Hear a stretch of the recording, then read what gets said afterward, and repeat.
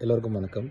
இன்று காலை நாடாளுமன்றத்தில் தமிழகத்திற்கு முறைப்படி வரவேண்டிய தமிழக மக்களின் வரி பணத்தின் ஒரு பங்கான சமகர சிக்ஷா அபியான் அப்படின்ற ஒரு ஸ்கீமில் தமிழக பள்ளிகளுக்கும் மாணவர்களுக்கும் கிடைக்க வேண்டிய 3500 கோடியை எதற்கு நிறுத்தி வைத்தீர்கள் என்ற கேள்விக்கு பதில் சொல்ல முடியாத கல்வித்துறையின் ஒன்றிய அமைச்சர் திரு தர்மேந்திர பிரதான் அவர்கள் தமிழகத்தின் முறைப்படி முறைப்படி மக்களால் தேர்ந்தெடுக்கப்பட்ட நாடாளுமன்ற உறுப்பினர்களையும் தமிழக அரசாங்கத்தையும் இன்டர்ன் தமிழர்களையும் சேர்த்துத்தான் நாகரிகமற்றவர்கள் என்று அவர் குறிப்பிட்டிருக்காரு.